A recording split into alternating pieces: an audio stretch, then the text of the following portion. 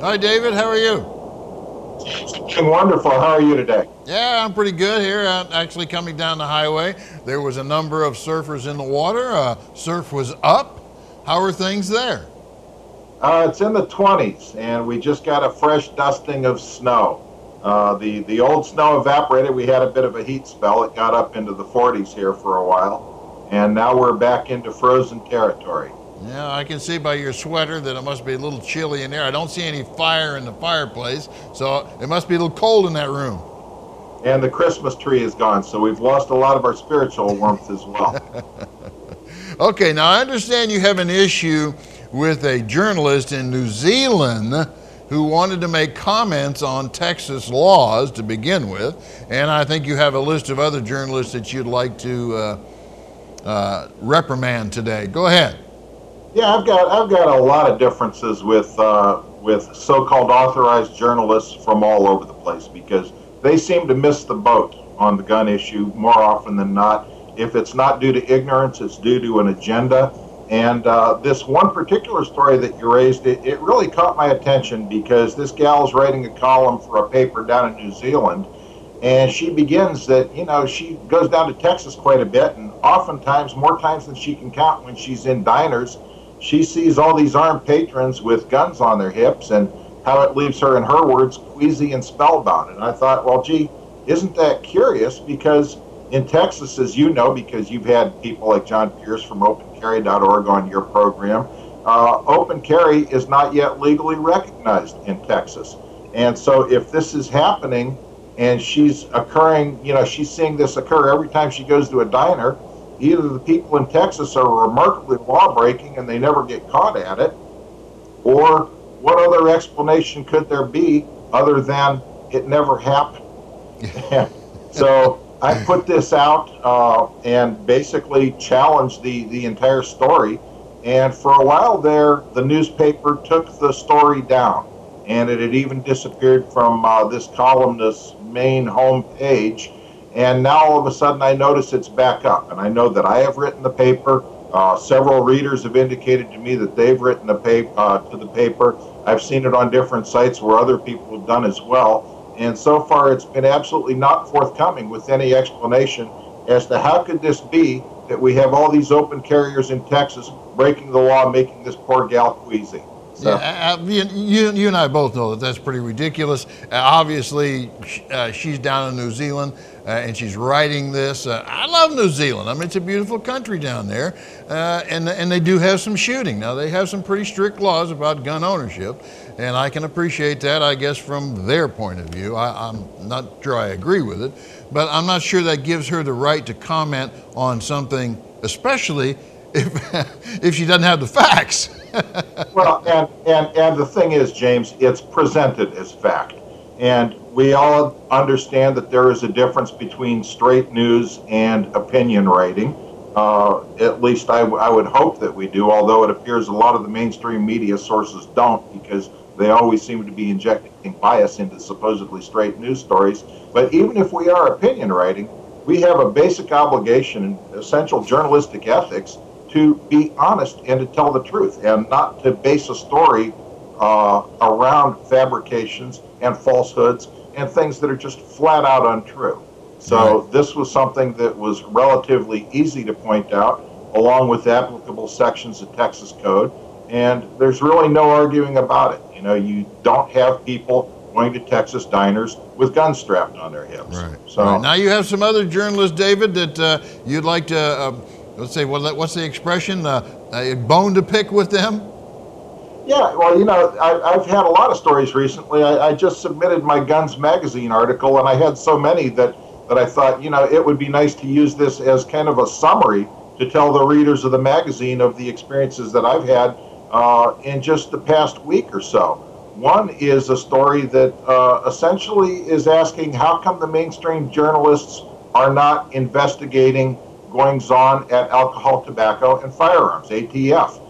Particularly, one of the agents there posted on a website called cleanupatf.org, which is, they call them dissident agents, but it's really agents that are interested in seeing the agency, the Bureau, regain compliance with ethical standards and following the law and things like that.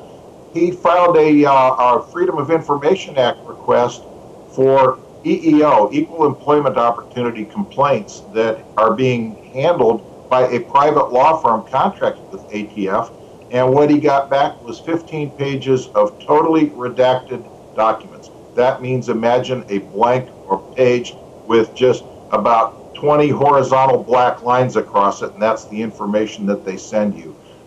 There were examples of waste and fraud pertaining to cars. There were examples of corruption, which I'm investigating right now. When I get off of this broadcast, I'm going to be doing another post following up on that story. And I guess the question is, where is the mainstream media on these critical, important programs, particularly as ATF management is trying to gain more power with the business of wanting to get a registry for multiple long gun sales on gun stores along the Mexican border. And when they're going through this and they're trying to amass more power for themselves, if there is corruption suggesting that things existing now aren't being handled properly, now is not the time to be giving more power. And I expect the press to be on top of stories like this. Yeah, well, David, are we talking about a few disgruntled employees at the ATF here? Or do you think there is some foundation to what they're saying? No, we are talking about agents who have put their lives on the line. I related the story of one agent who went undercover with the Hells Angels at great risk to himself. His cover ended up not being protected by the Bureau. There were death threats involved, including against his family, and his house ended up being burned. Okay? And there is currently ongoing legal developments happening between this agent and the Bureau. Another agent has been featured on Anderson Cooper's CNN program. So what we're talking about, James, is not just a few guys with some personnel grievances or something like that. We are talking about essentially people who want to see management clean up its act, hence the name Clean Up ATF. Okay, and you're going to follow this up with a further story then, as I understand it. When we're off the program here, you're investigating this further, and we'll have more to talk about in the future. Yes, sir. I'm champing at the bit. And then a couple other stories that Washington Post, okay, repeating the since disproven lie about 90% of Mexican crime guns coming from United States gun shops, and further feeding the line that only 1% of Mexican crime guns come from official controlled Mexican sources. Absolute nonsense.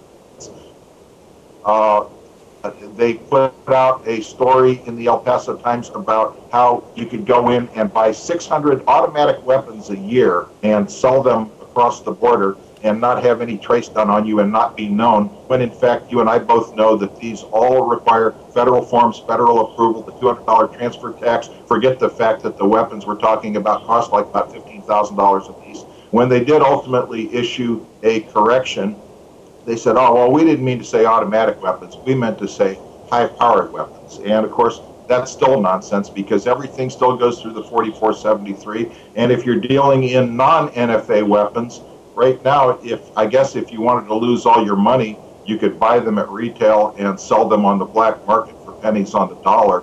It doesn't strike me that the cartels are in the business to lose money. No, David, let me see if I heard that right. Did you say 600 a month? 600 a year is what they were saying that someone could get away with. James, it's ridiculous. You know, they're pulling these things out because, again, they have an agenda. Again, a good illustration of this on ABC's Good Morning America. They had a spokesman for the Brady campaign come on, introduced as just this great guy by I forget his first name. He's one of the Cuomos. Father's virulently anti-gun, brother's virulently anti-gun. And he introduces this guy and doesn't reveal his own association with gun control. And the host interviewing this Brady campaign spokesman says, well, you know, you're not anti-gun, you're just common sense gun type person. And wait a minute, of course he's anti-gun. This is a guy that's for semi-auto bans, magazine bans, waiting periods, you name it. He's against concealed carry. He's against open carry. He's against stand your ground. He's against Passel doctrine. So you tell me where this guy has any common sense gun laws that don't mean making it harder for you and me to defend ourselves. Mm-hmm. So it's just patently ridiculous, the blatant bias that we see, the ignorance that we see. And so when they come out with stuff like, well, people in Texas are open carrying and it's making me queasy, I'm sorry, James, I have to call them on that. I can't let that one go. No, I completely understand that. Now, you got a couple of breaking stories coming up. One that you're going to follow up on that we just spoke of. But didn't you also have a breaking story? You want to give us a little tease on this Mexican story you're going to tell us about? How about ATF management walking semi-automatic guns across the border so that they can be discovered? That's pretty scary. That's really scary, and I'm going to present the confirmation that we've been able to glean, and let's let me put it together, and maybe we'll have something more to talk about this next week. Okay. We're looking forward to that blog. Now that will be out tomorrow, David? I intend to put it out as soon as we're done. So so it'll be hopefully within the hour I'll have something out there. Okay, and if they want to read that, tell me one more time. Let us know where to find it.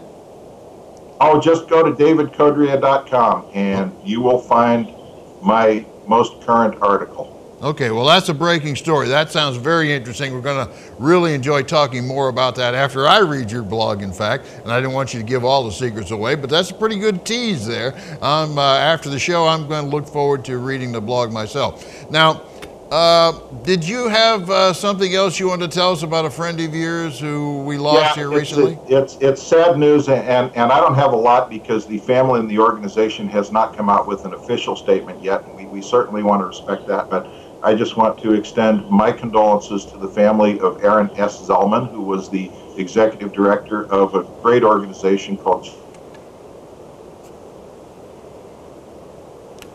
Jews for the Preservation of Firearms Ownership. They have done landmark-breaking work on the right to keep and bear arms. And Mr. Zellman passed away on December 21st at age 64. I've worked with him closely over the years. He was a great patriot, and his loss is something that we all should mourn. And our sympathies go out to his family and friends as well. Another man who we've lost who, it's too bad. Thank you for bringing that up, David. Hey, we'll see you again next week. James, thank you. It's always a pleasure.